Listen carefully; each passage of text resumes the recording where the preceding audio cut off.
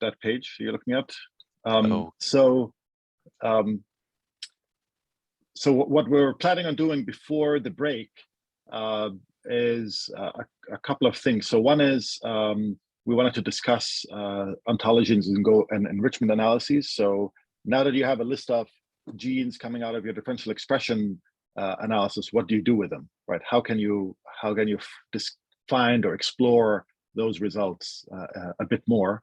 And of course, we're talking here in the context of the ViewPathDB databases, since this workshop is focusing on that.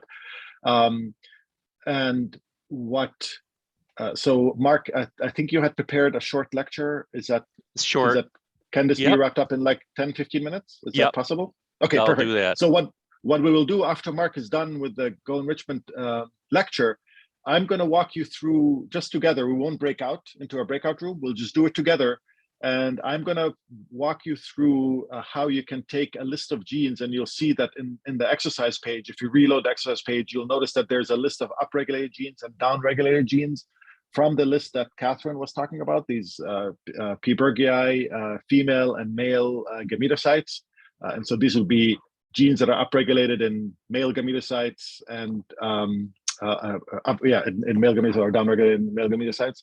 And so we will take those together and we will walk them through loading them into PlasmoDB and running a GOenrichment analysis, so we can actually look at an output of a GOenrichment and what it looks like after Mark describes it. So Mark, on to you. Okay. All right. I'm going to talk about GO or Gene Ontology at ViewPath. So first, what is ontology? It's a way to describe a field of study. So one description, a formal description of the terms, concepts in a particular field, like biology, and the relationships between these terms and concepts. And it's usually shown in a hierarchical diagram like this. Like in science, you can see that there's formal sciences, natural sciences, and social sciences. And within the formal sciences, it's divided into logic and mathematics. And so this is just a way to structure a field and how to think about it and how to talk about it. And we can do that in biology, specifically for genes. So I'm focusing on gene ontology.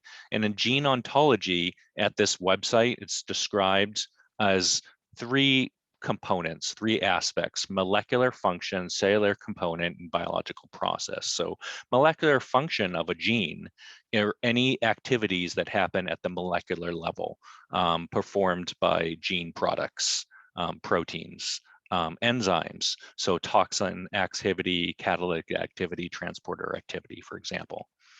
And cellular component is an aspect of gene ontology. It's where in the cell a gene product actually performs its function. So is it in the cilium, mitochondria, plastid, Golgi, at the plasma membrane, for example. And the third aspect is the biological process that the gene product participates in.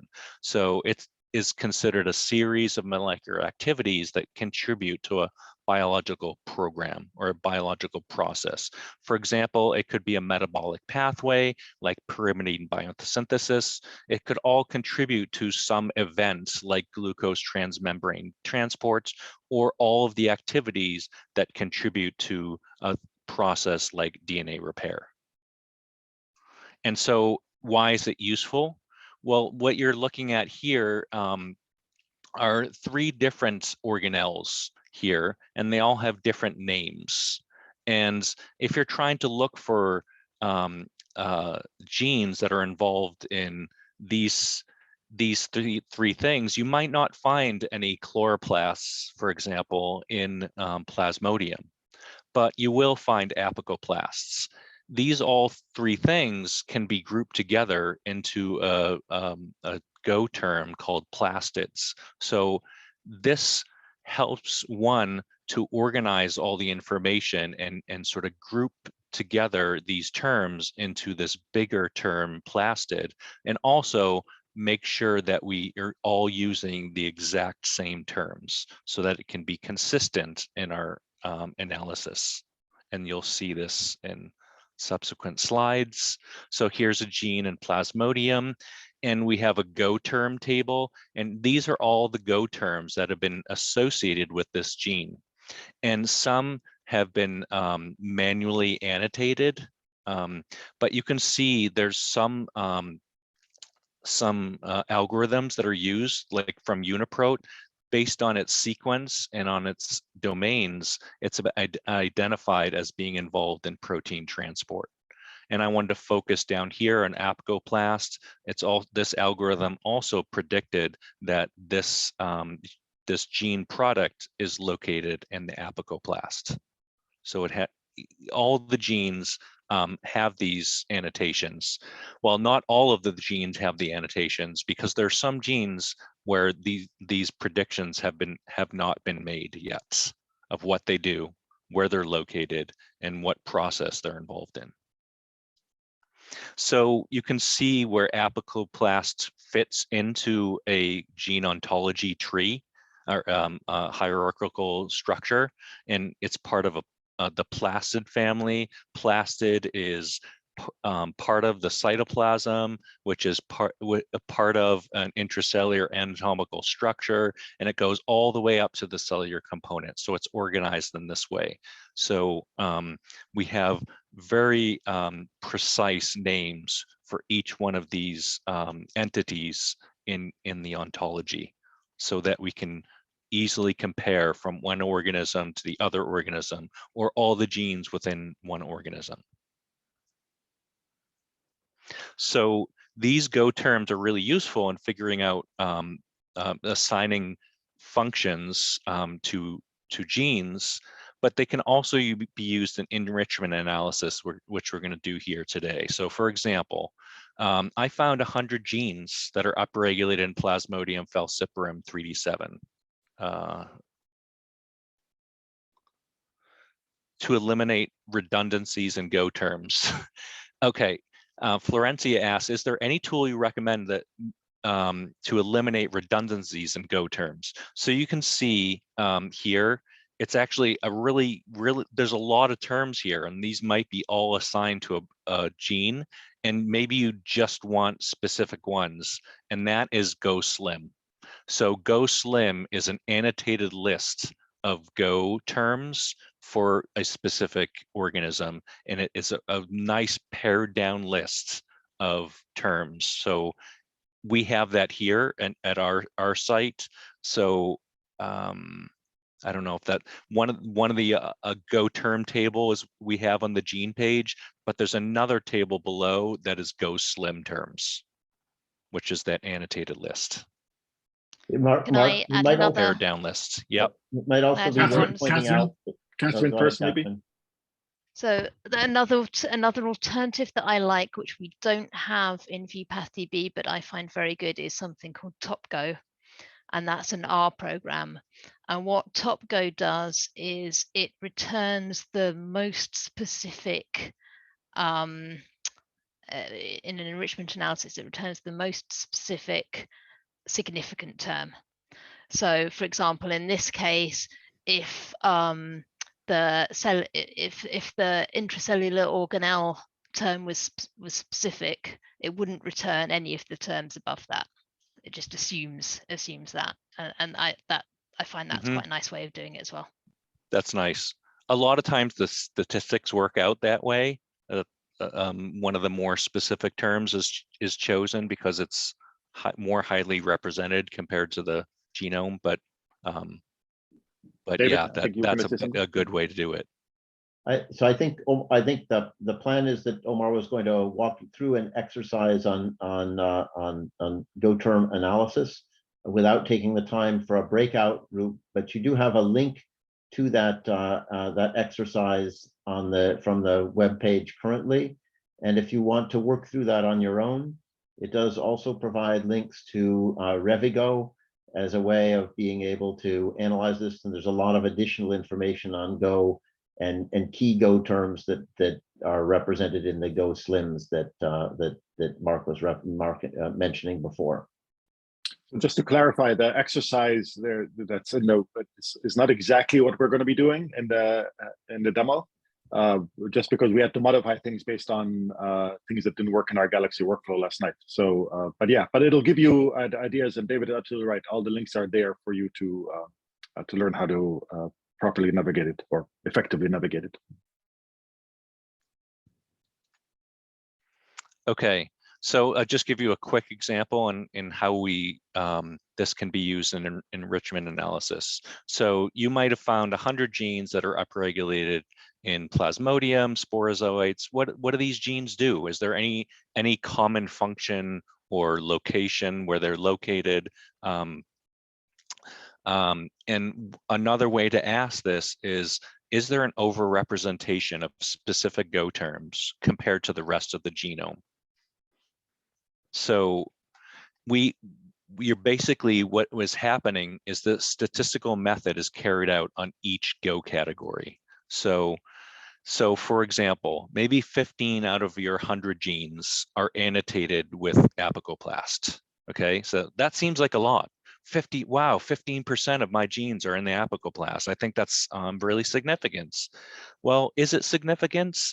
You have to consider in the genome, there's actually 370 genes annotated with apicoplasts. Is that so? What you find is it more than expected by chance? So here's another number that's really important in our calculations. There are 5,318 protein coding genes in the genome.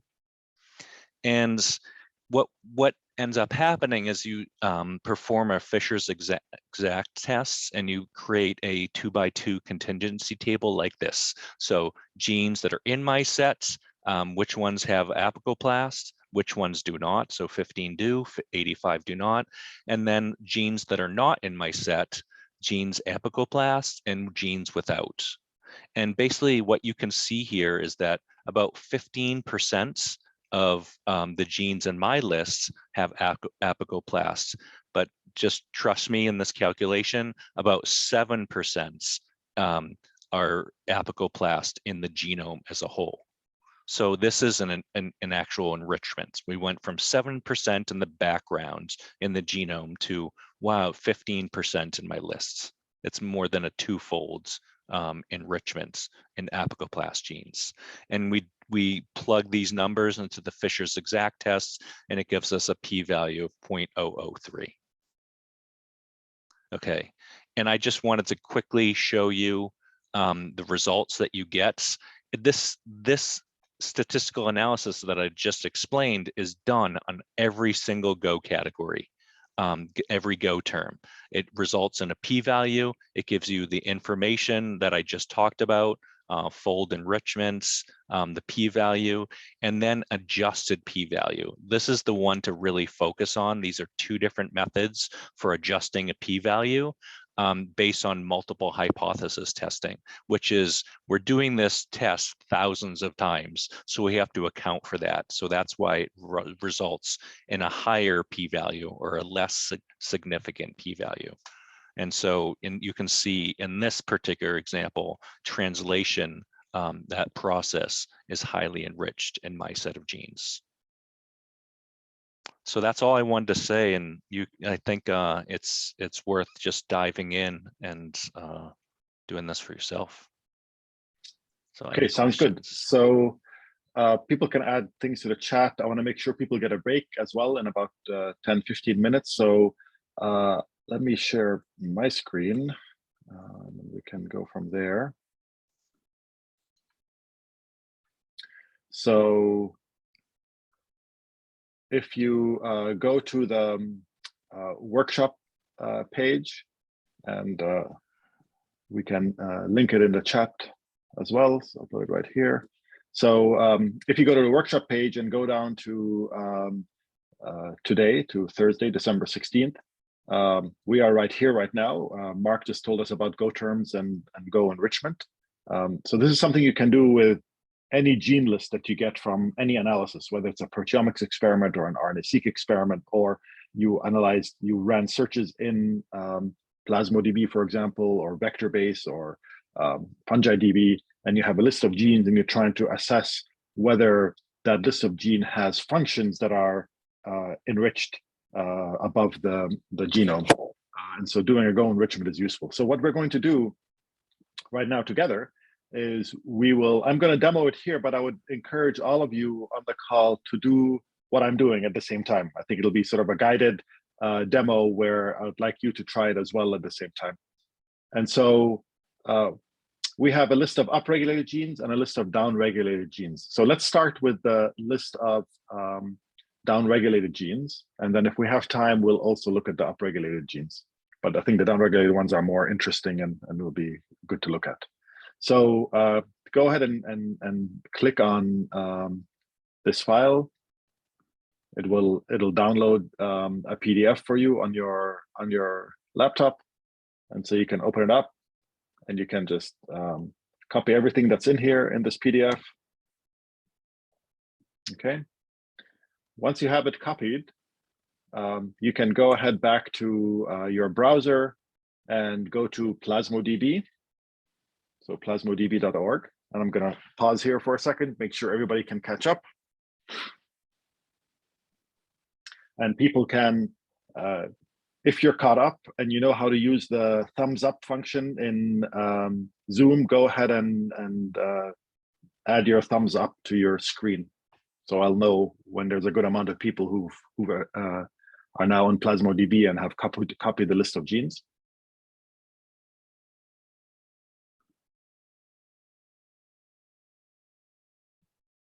Okay, I see one thumbs up. That's great. I see one thumbs up from Thailand. That's wonderful. All right, I see a bunch more here. Great, fantastic. Great. While people are doing that, Omar, do you want to remind them what these gene sets are?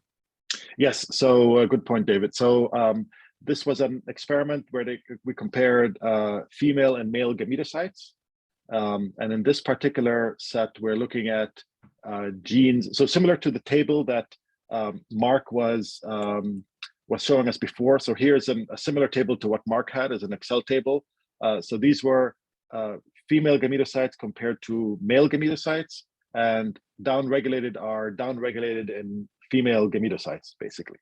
And so presumably you'll be looking for functions that potentially are downregulated in female. As a consequence, they're upregulated in male gametocytes. And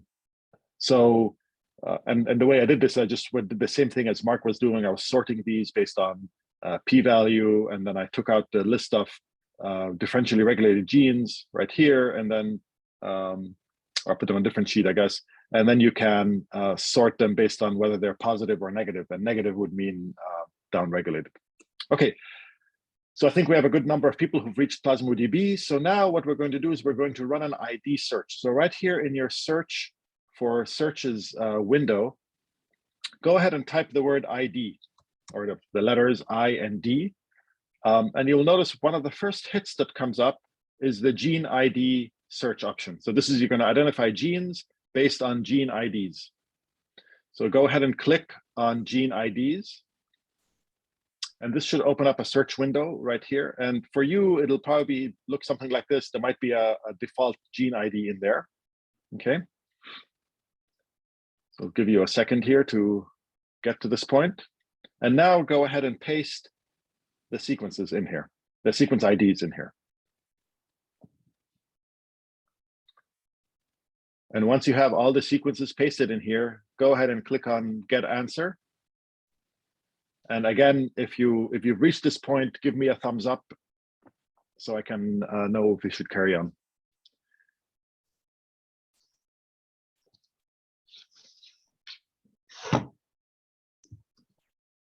Great, I see thumbs up coming up. Thank you, wonderful. And if for some reason you missed what I did, don't worry. There is the exercise that is on the exercise page. It's not exactly what we're doing right now, but it will walk you through similar process with a list of genes and how to enrich them. Are you working with the upregulated list or the downregulated list there, Omar? Sorry, I missed that. This is the downregulated list, I'm pretty sure. So. Okay, cool. But I may have flipped. So, but it doesn't matter. We have a list of genes that are potentially important for female gametocytes. So Yeah, but I'm pretty sure they're the ones that are down regulated. Okay. Yeah, the longer list. So the longer list is the down regulated ones in my, yeah. And so I'm just answering the questions as well in the chat. Okay, perfect. So you should have a list of 325 genes in here. But again, this would be from any analysis you did. You have a list of gene IDs, and if it's in ViewPathDB, you can upload them because we'll recognize the IDs. But there are many other tools out there that if you don't have a resource like this that allow you to do GOenrichment on your set of data, and as Catherine indicated, R is a great programming language with also has a user interface version of it, which with a little bit of work you can learn how to use it, and it offers you also many tools. And I bet you there's a GOenrichment in Galaxy somewhere. I've never tried it in Galaxy, but I'm sure there's something that allows you to do some kind of enrichment analysis as well. Okay, so now we have our list of genes. These were all Plasmodium berghei genes. And if we scroll down here, we can take a look at them. And I could, for example, do a look at my product description. As I mentioned to you yesterday and demonstrated, you can do a quick word cloud on what's in this list here. If I click on this little graphic right here, and you will see that it generates this word cloud based on the words that are in this list here. And you will notice that, oh wow, this is not terribly useful. The word protein appears 265 times. That's not terribly useful in terms of finding whether this is enriched. Conserved, function, unknown, putative, plasmodium, containing, domain. You have to come all the way down to here. There's the word kinase. It appears 20 times in there, right? So that's interesting. So you can filter this table. Let's do 19 or whatever that was. Let's see, 8 maybe. And so you'll see you can filter away all these words that you don't care about. So now you can see things maybe that are more interesting. And you'll be tempted to say, oh, wow, I must have an enrichment of kinases in my analysis. Kinases must be super important for whatever function you were looking at. This may be true, or this may be completely random, right? You could have all your list of genes from the genome and their names, and you can randomly go into the bag of genes and pull out 20 genes, and you might randomly pick out the chances of picking out 20 kinases might not be might be completely by random because there are so many kinases in your list, right? So that's where doing something statistical on this, being able to do an enrichment analysis on this would be useful, a statistically robust enrichment analysis. And that's what we would like to do now, because looking at this list, first of all, you can be misled by just seeing a term appearing frequently and thinking that this is important, enriched. And so you'd want to, and of course, doing the enrichment will give you the statistics. So looking at this list, you'll notice here there's a tab that allows you to analyze these results. So before we go there, I want you to quickly click on the Genome View tab. Okay, so that's another type of analysis, which basically takes all the genes in your list and paints them on the chromosomes, or if they're not assembled in chromosomes, it'll be the contigs or scaffolds of a genome, and it will paint these genes and their location across the genome. So you can quickly look and say, okay, chromosome 13 had 52 genes from my list, and they seem to be, I don't see anything weird or different about a distribution. Like I don't see any, for example, clustering of genes on chromosome 13. And you can look at all the chromosomes, and that's helpful for you to potentially identify clusters. Again, not statistical, but at least visually you can see something. Like for example, down here, you can see that there's a wider bar here that indicates multiple genes in this location right here. And so you can click on this, and when you click on this, you'll see that there are 3 genes actually in this area. And then if you mouse over each of these, you can look and see, oh, this is a dynein heavy chain right here, and then some other conserved protein.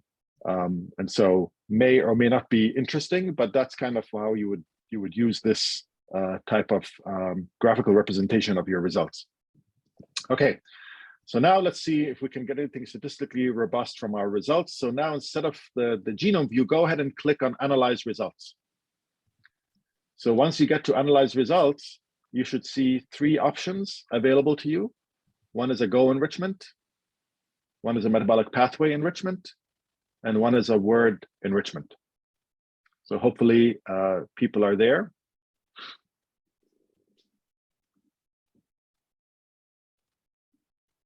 Okay, so if you're ready, go ahead and let's start with a GOenrichment, and go ahead and click on this GOenrichment button.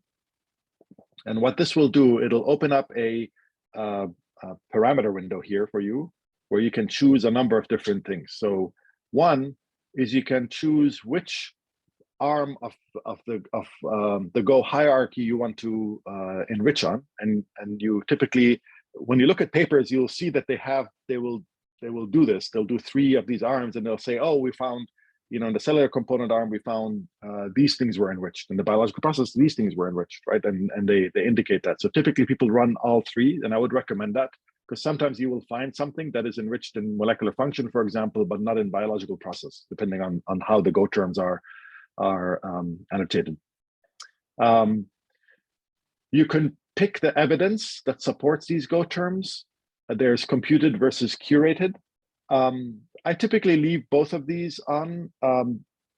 It's a bit tricky because often now many of the genomes that, even though they may be manually curated, the Go terms are potentially coming from an automated step. So for example, one thing we do in our databases is we run something called IntraPro-Scan, which detects conserved functional domains within proteins. And then we run another tool called IntraPro-Scan to Go, which basically associates domains, known domains, with Go terms. And so then and any domain that's associated with a Go term, we take that Go term and associate it with the gene, right? So the computed ones could be more comprehensive. If you use the curated ones, you'll potentially get much fewer genes. However, sometimes these curated ones may, depending on the genome you're looking at, may also include some of the ones that are technically computer generated by this IntraPro-Scan to Go or some other method of applying Go terms. Okay, and then the next thing is you can choose whether you want to limit your Go terms to Go Slim or not. And we were talking about this earlier. I personally don't like Go Slim, so I never use Go Slim. I just do it on all. I've never used Top Go, and so that's probably something we should try out and see how that works. And then you could also set the p-value cutoff. Okay. So for now, I'm just gonna leave it at defaults. We're gonna say biological process, and go ahead and click on submit if you haven't done that. Once you have results, again, give me a thumbs up in the window so I can see where people are. Okay, and you may have to scroll down a little bit. It may look like nothing happened, but you may have to scroll down a little bit to see the results. And I can see a number of thumbs up coming up, which is great.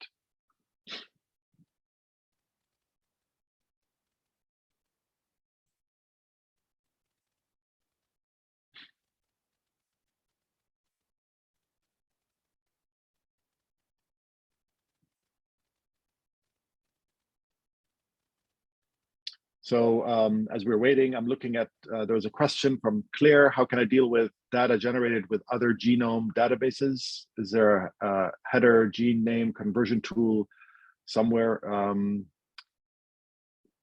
Yeah, so basically if we for any genome we load in ViewPathDB, we try and load other, what we call alias IDs. So if we know what these IDs are, we will load them as aliases or alternative gene IDs, and you can try that. So you can put those IDs in our ID search, and if we have them mapped, then you will get results. You will get the mapping back to that.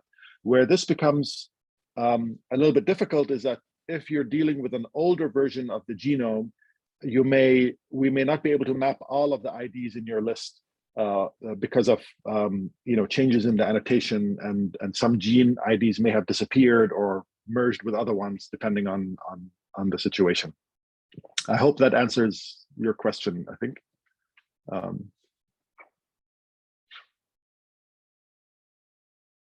Okay, cool. And I see Sarah had a question who was a little bit lost, but I think Suzanne is answering that, so that's great. Okay, and of course, feel free to stay on during the break, and I'm happy to walk through this again and show you stuff. Okay, so now we have our Go term results, and now we'll look down at the table, and you'll see here, as Mark was showing you, these are different columns.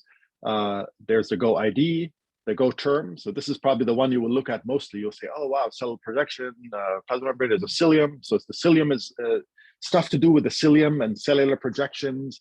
Without even knowing that there's a hierarchy, you'll probably already know that these must be somehow linked to each other, right? And in fact, when you look here, you will see that each of these is giving you 8 results, right? There are 10 results in the genome, 8 in your set. So these are probably all the same 8 genes that have these same terms associated with them, because these are part of the same hierarchy, right? So plasma membrane, I don't remember what the hierarchy is, but this may be part of the cilium assembly, part of the cilium organization, which is part of this here, which is part of that thing, for example. Okay. And some of them may in fact be also have the microtubule based process associated with them, maybe even all of them, but there were additional ones which are not part of the cilium that were in this list. Okay. So that's good. You're looking at these terms, but what I would recommend, almost even before you start trying to come up with conclusions about what's happening here, is I would quickly just scroll to the right of your screen right here and look at your corrected p-values. You'll notice here, this is the p-value from the Fisher's exact test. And then here are the various corrected p-values. If you mouse over these, you'll see that there's some additional information here. And of course, Google is your best friend. I use Google all the time. I take some of these, just Google in there and find some beautiful descriptions out there about these different correction methods. And so I would suggest that you explore these further, but I always look at this and see if there is a statistically robust result in my list before I even look at what's in there. Okay, Suzanne, I think you have your hand up. Yeah. So there was a question in the chat about whether the Go terms that we're using here are specific to Plasmodium. Yeah, and the answer is no, that we're using the Go consortium Gene Ontology, right, which is applied universally across all species in the tree of life. Exactly, yeah, and that's a beautiful thing. Yeah, no, that's a perfect answer, Suzanne. And I think the beautiful thing about using an agreed upon ontology that's widely used by many people is that I can take this list and I can go somewhere else with this list of Go terms. And when I tell somebody, oh, I'm interested in microtubule-based processes, here's the Go term, they can actually then, they know they'll know what you're looking at, what you're asking for, and they can actually give you the same, you can talk about things in the same language. I know I butchered Suzanne's description, but Suzanne was absolutely right. David? Yeah, so this is an example of what Mark was highlighting in emphasizing the purpose of ontologies, to avoid confusing apples and oranges. This way, if you are looking to ask what genes are upregulated in a certain experiment in, let's say, an alga that has a chloroplast, and in a malaria parasite that has an apicoplast, you should be able to reveal the more refined characteristics of chloroplast and apicoplast, as well as the parent term of plastid, so that you'll find the same things in all described in the same way in all experiments. At least that's the goal of an ontological classification. Cool, thank you. And I know we're into our break, so I want to make sure everybody gets a break, but quickly, basically what I was going to have you do then is try enriching with the different arms of the Go ontology, so you can change this to cellular process and submit it and see what kind of results you get. Again, focus on the ones that are statistically significant and see if you can now, in your mind, build a model of what's going on in these genes that are downregulated in female gametocytes. Does it make sense that you would get downregulation of cilium genes, for example? And so that's one thing to consider. And so go ahead and try that. The other thing you can try is you can send your results to Revigo. I think David mentioned Revigo, and the cool thing about Revigo is, and again, this is going to take you to an external site. We don't develop Revigo; it's another resource, but it's quite heavily used in the research community in analyzing Go terms, or at least I've seen it in many publications.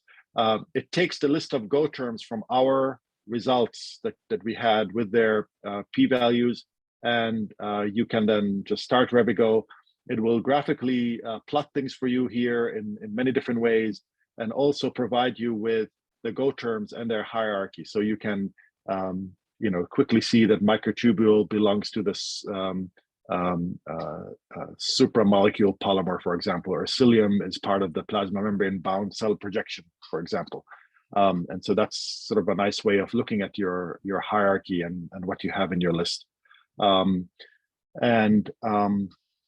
The last thing I was going to say before we take a break is that you will notice that if we go back to our analyzed results, and again, I would encourage you to do that, we have two other types of analyses. I'll not talk about metabolic pathway enrichment right now, but what I do want to highlight is this word enrichment. And Sam made a comment in the chat that even though a Go term exists, for example, for the synthesis, but your organism does not carry out any genes that have anything to do with photosynthesis, then of course that Go term may not be present in your particular annotation or your Go term annotation. And so that's possible. Of course, there may be situations where you have a gene in your genome that is associated with a domain that's present in photosynthetic genes, for example. Like a really good example of that is the acetylhydrolase 1,7 bisphosphatase that we looked at the other day. It's a gene typically found that functions in the chloroplast in photosynthesis, at least in the process, and typically found in photosynthetic organisms. So you may end up finding that Plasmodium or Toxoplasma have Go terms associated with photosynthesis, right? Of course, we know that they don't do photosynthesis. However, those Go terms will still be there. So that's an important point. But in addition, there may be gene functions in your particular organism that don't have Go terms yet, that they have not been assigned, or a new Go term needs to be developed for that particular function. And that gene may actually be well described in your organism of interest. So for example, a gene may be called VAR gene, right? And there are thousands of them in your genome, right? It's a variable gene, let's say. And that VAR gene may not have a Go term associated with it. So your Go enrichment, even if those VAR genes are now, you are somehow enriching for VAR genes in your experiment, you'll never see it as enriched in these Go term analysis because they don't have Go terms associated with them, right? So running this word enrichment sometimes helps you pull out additional things. So all this is doing, it's taking the same list of product descriptions that we did the word cloud on earlier, non-statistically.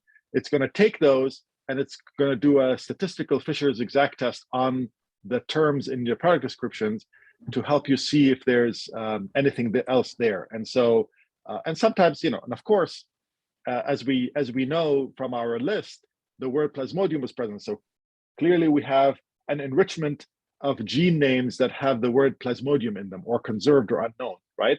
But then sometimes what you might find in here is a term, a product description that does not have a Go term associated with it. And so I also recommend doing this here just as a precaution, and make sure that you are not missing some important class of genes that don't have a Go term but are enriched in your particular example. Okay, so unless there are any other questions, I would also recommend for everybody, if you're taking a break or not, at some point you can do the same thing with the upregulated genes and see if you find anything interesting there. You may or may not. And then typically you would run both of these, and then as you describe this in the paper, you would describe what you found enriched in your downregulated genes versus your upregulated genes, and then obviously try and come up with some hypotheses of what may be going on. And this may lead you to doing more experiments, right? So if it turns out you realize that some particular metabolic process is enriched for, then maybe you can change the nutrient conditions in your media and see if that affects your particular experiment or the condition that you're interested in experimenting with.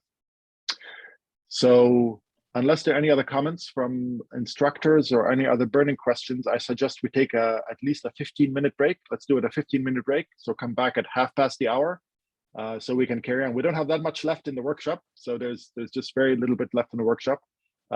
So definitely take a break, stretch. I'm going to go make a cup of coffee, and I'll be back in about 15 minutes.